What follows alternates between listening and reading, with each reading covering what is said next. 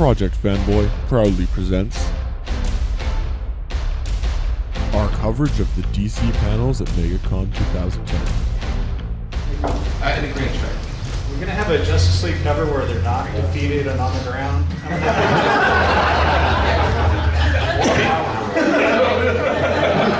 missed that.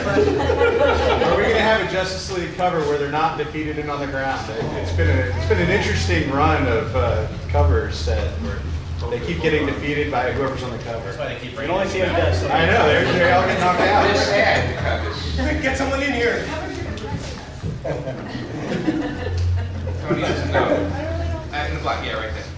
Do you know if in the future Green Lantern books, if they're going to focus more on some of the entities of the emotional spectrum? Because they showed, I think, about two of them. They showed Parallax, and then they showed the white entity, and then the Predator, which is the violet. But they hinted at some of the other entities. I don't know if they're going to go into it later on. What Dan's not telling you is when I got the gig, they planted like this remote control bomb. If I say anything online, all Jeff has to do. No, I would expect that those entities will. We'll be auditioning for new Green Lantern Corps. I have a general idea of what Jeff has planned, and I don't know the specifics. I would expect that these entities and the power that they represent will play a part. One thing I would say about the Green Lantern books, I think, is as our plans are taking shape with this new launch that Pete's got and everything. How you imagine me? Well, is that everything has been so tied together in this crossover that you can expect things to kind of loosen up and the books to have their own personality for a little while before we go mounting another big crossover thing. It looked like Wally West was faster than Barry Allen. Shouldn't the fastest man alive be headlining the Flash? Well, I don't answer that. You ever see the Olympics and they cut from one camera to the other and it looks like the guy's in the front, then they cut to the other camera? It was the camera angle. Well, It was the camera angle? Right up behind. We can't answer that. No, we decided to just work through these speedsters alphabetically. So we're going to create a whole bunch of different new speedsters. By the time we hit Wally, we're going to be in our 70s. So are they going to be...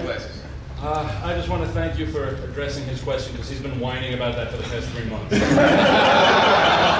have any The book just came out. You can't be whining about it for 3 months. It just came out. Since you announced Flash Rebirth. Oh. That's like 3 years. What does he whine about? Come on, give it to us. I mean, he just Oh, he's a big... what's that guy's name that you like? That blue guy. Blue guy. Blue Beetle. Ted Cord. You two are made for each other. yeah, that's a sitcom, boy.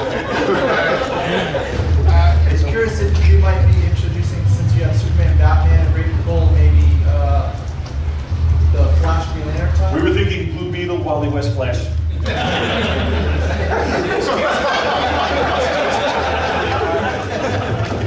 Just saying, guys. It's like starting to wave every time. Back to you, sir. Are you planning on making any comics featuring anyone from the other corps, like Orange or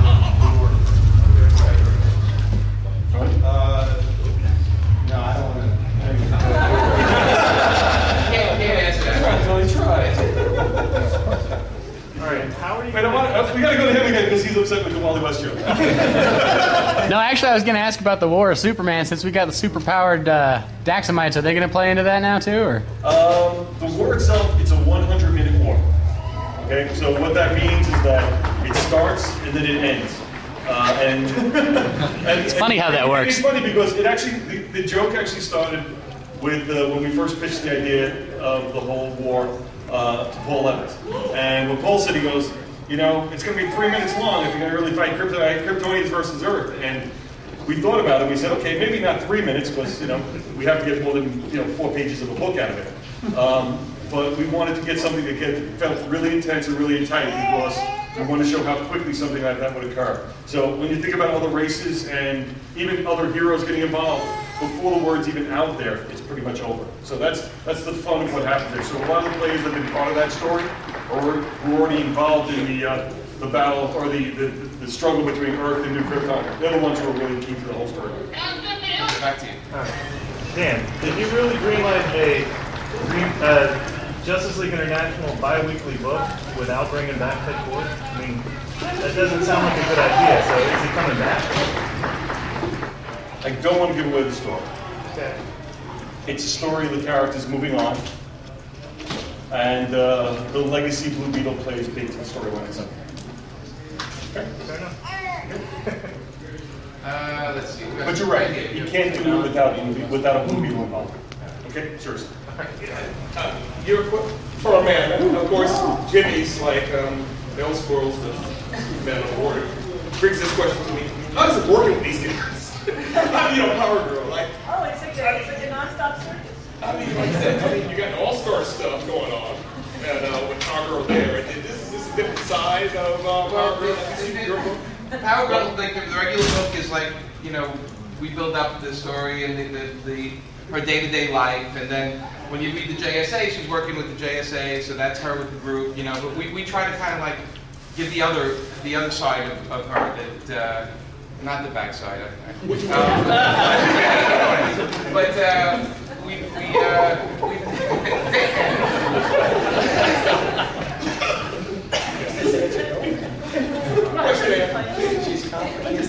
Go ahead, Justin, speak. He's here. Go ahead. He's here. Speak. No, you're showing different facets of the same character who has different personalities given the situation that she's in. You know, it's not really. There's not a lot of room for humor when you're fighting a world-beating villain and you're there with your best friends and your teammates. You know? One day. Well, I mean, you think about that one day, doing something weird that way. I mean, maybe you writing an issue of All-Star, and then somebody writing an issue of Power Girl. I mean, wasn't Roy Tox enough for you? Yeah, really. Yeah, Roy Tox. Come on. No. Well, we're actually. What's wrong with Bob? We actually, we're gonna announce that. Well, that we're 12 will be our last issue on Power Girl, all of us. But because it's Amanda's fault, it's Amanda's fault. You want to tell me? I have drawing a monthly book is really difficult for me, and it's really badly. And I absolutely love doing the book, but monthly is really difficult for me. I haven't exercised or cooked a meal in about a year now. I eat takeout all the time, and I think I'm working like 12 to 14-hour days average, and I haven't like taken a break. Yeah. But it doesn't mean I want to stop Power Girl. It's just I'm not going to do the continuing series for right now. I'm always willing to throw. Hey, can we do a miniseries at Dan? Yes. So I don't want to stop doing the character because I love the character, but yeah, I have to. I took a break. Right, and we decided, you know, working with Amanda, we kind of felt like a team, and so issue 13 is a brand new team on it, and a pretty exciting team that you're going to be very happy with, but I can't tell you because Dan will kill it. Because Dan will kill it. Dan forgot.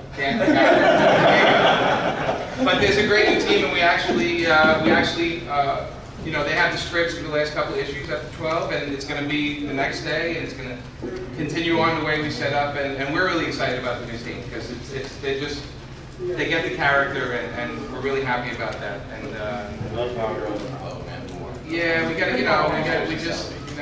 behind the scenes. Really, she hasn't been to bed before 5 a.m.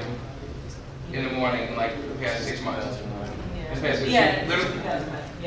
like but that said, you know, we got a couple more issues coming that are extremely insane, a lot of fun, and hopefully whoever's reading it likes it. So you know, that's that. And Barthouse. More Barthouse. Right. Larry Martin, so